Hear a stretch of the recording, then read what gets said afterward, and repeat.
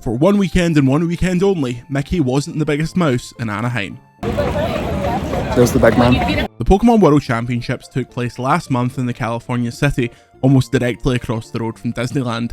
In fact, from our hotel, every night you could see the Disneyland fireworks. But we weren't there to talk about Minnie, Mickey, Goofy, Pluto, Star Wars, or any other IP apart from Pokémon. The event saw thousands of competitors, spectators, fans, media, parents, scalpers, and who knows who else descend on the area, and it was the biggest Pokémon event of all time according to the organisers, beating this year's EUIC. Pokémon's event business has been slowly growing as the hobby once again explodes in popularity ahead of the 30th anniversary next year, and alongside it, the Pokémon World Championships is evolving. The championships this year were in the Anaheim Convention Center, which is a sprawling event space that previously housed the Star Wars celebration and various Comic-Cons of different sizes. And a testament to how much the event has grown over the years, a short walk from the Anaheim Convention Center is the Anaheim Hilton Hotel, which is the location of the 2006 World Championships, which at that point was in a small ballroom. The last time the Pokemon Championships were in Anaheim, the entire event was contained in one singular hall. This year, that same hall was used for just the Pokemon Center alone, to give you a sense of how much the thing has grown. This year, the Pokemon Company invited VGC to attend the World Championships, and here are my thoughts from a long weekend of card hunting, announcements, and battling the crowds. The pop-up Pokemon Center has become a firm fixture of Pokemon's biggest events. While the excitement around these stores, which don't have permanent physical locations outside of Asia, is huge, it hasn't been without its issues, to say the least. In order to attend the Pokemon Center, fans had to make reservations at the store weeks in advance, reservations that filled up incredibly quickly.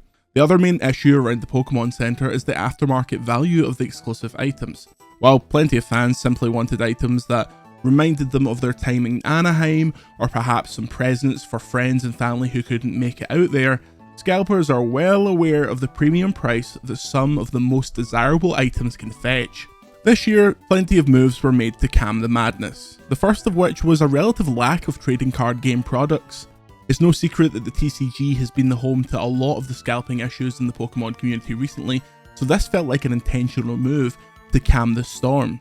Where in the previous years the TCG sections of the Pokemon Center were roundly raided by overzealous scalpers, including at EUIC, this year the TCG products were limited to only being handed out occasionally, and strictly one per person. While this is a shame for fans who didn't turn up in the right slot to collect TCG, the state of product availability, especially in parts of the US, has seemed to necessitate this. As far as exclusive Worlds 2025 themed items, they were largely Americana themed, based on diners and cars and that kind of California culture. Baseball jerseys and Letterman jackets were the hot ticket items, and the store itself was themed after a diner and a music shop and a skate park. It was a very big store. The chance to purchase the most in-demand items, such as the exclusive Bear Walker skateboard, a jukebox, and 2 Pokemon Center Elite Trainer boxes, was determined by a ballot that fans could opt into when reserving their slot at the Pokemon Center. This is a good idea in theory, however, there was an issue.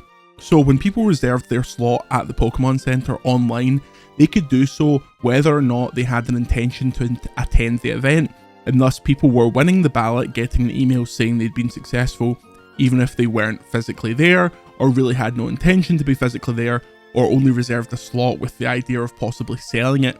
The way to fix this is an in-person ballot for next year.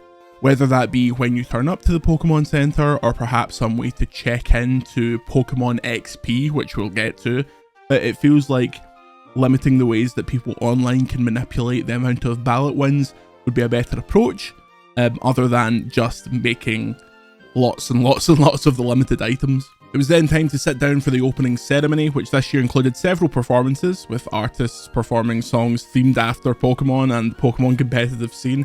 The songs were cheesy but completely endearing, and everyone got into it. It was members of the Pokemon community that performed some of the songs, and it was great to see the Pokemon Company give these people a platform when that's something that they would traditionally maybe steer away from. As soon as this opening ceremony concluded, the players started their matches and the spectators flooded into the halls. One thing that has really grown in recent years across Pokemon's event space is the number of side activities that have popped up around Pokemon events.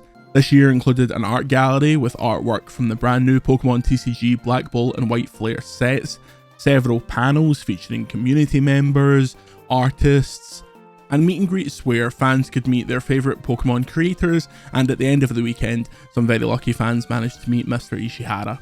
All of these side activities make the news that next year we'll see the introduction of the new fan convention Pokemon XP make much more sense. At the back of the hall, several third-party vendors set up a small market village full of trading cards, plush and other Pokemon items. I feel conflicted on this. On one hand, it's a great way for players to pick up last-minute cards for their deck. However, in the context of how hard it is for some fans to find Pokemon products in stores, it felt somewhat strange. Out-of-print packs, classic plush and extremely rare cards are always going to go for a lot of money, but seeing sealed products from Pokemon Black Bolt and White Flare, which should currently be on shelves, being sold for almost double the price felt at odds with the overall vibe of the event. Perhaps the Pokemon Company could come to an agreement with the vendors that they aren't able to mark up products that are less than a year old to avoid this, but obviously then those products would be sold immediately on the first day, so it's a hard thing to balance out. However, it feels strange that if a player was to miss out on something at the Pokemon Center, they could then be charged double at the same event. For the first time ever, Championship Sunday at the Pokémon World Championships took place inside an arena. To take advantage of the added space, a brand new stage and set were debuted, which featured an LED floor. This was used in every match, providing real-time information to spectators about the matches in question, or to add visual flourishes to the overall presentation. Even if you don't know the rules of the game, watching the Pokemon finals in person was an excellent experience. The commentators almost uniformly managed to strike a balance between introducing new players to what they were watching and providing analysis for veterans. This is something that Pokemon has always struggled with because there is such a disconnect between what a casual player will experience collecting cards or playing Scarlet and Violet and what the competitive Pokemon scene actually looks like. That's something Pokemon has been working to fix for a long time, and it feels closer than ever. One of the final major announcements was the news that Eternatus would make its debut in Pokemon Go right there in Anaheim, California. Not only was this a great way of clearing the building as thousands of Pokemon Go players spread out onto the concourse of the Anaheim Convention Center, but it's also the closest we've felt to the vibe of 2016 Pokemon Go since that first iconic summer. As we all spread out into the concourse and started battling against Eternatus, someone got the first 100% Eternatus in Pokemon Go and sprinted down the street. A group of players formed around him and started chanting, "Hundo, Hundo, Hundo." Hundo is nomenclature for a 100% stats Pokemon. It was absolutely wild. It is the most excitement around Pokemon I have felt in years. This whole weekend was just pure excitement around a franchise, and it's easy to get jaded about the state of Pokemon because it's hard to get cards and maybe people aren't as happy with the games as they could be, but at the core of that weekend I was just really happy to be a fan of something so passionately and be with people who are also extremely passionate fans. The Pokémon World Championships 2025 was a Pokemon convention, a stone's throw away from the hotel ballrooms that used to host the show when it was a few hundred hardcore fans reveling in their niche hobby. Pokemon has never been bigger. The competitive side of the event is thriving, and the moves that the Pokemon Company are making to ensure that the next generation is just as invested in the game as they are in collecting the cards is paying off. While there were clear issues surrounding fans getting into the arena, the presentation of Championship Sunday was excellent and will only improve as years go on. Similarly, while the third-party vendors filled out the show, it's hard to imagine what the fix would be. The visual of Pokemon products that should be on shelves for retail price being sold for almost double was unfortunate. Short of building a permanent Pokemon Center or keeping it open for a week before and after Pokemon XP 2026, we don't know how the Pokemon Company will fix the issue of demand. This year, significantly more of the exclusive merch was printed than ever before, and lots of items still sold out on the first day. Short of printing one of every item for every single attendee, then selling the leftovers online, we're unsure what they could do. What is certain is if the Pokemon Company is serious about product limits, the staff they hired at the tills this year certainly weren't. What can't be denied is the sense of community, safety, and fun that the Pokemon Company managed to generate at Pokemon Worlds 2025.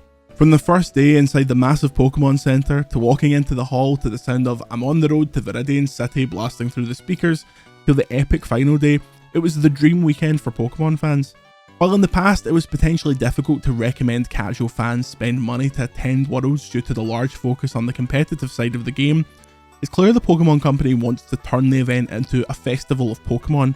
It's Pokemon Comic-Con, if you will. Pokemon XP has all the momentum necessary to become Pokemon's Star Wars celebration or even bigger. Tickets for Pokemon XP go on sale in September.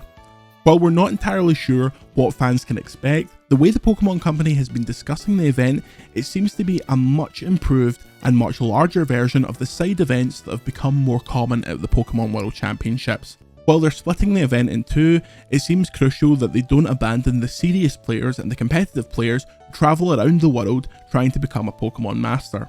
What I know for certain is that Pokemon wouldn't have announced this as a separate event if they didn't have massive plans for it. And it's no shock that this is happening in the wake of the 30th anniversary and the 10th generation of Pokemon games. We'll find out next year in San Francisco.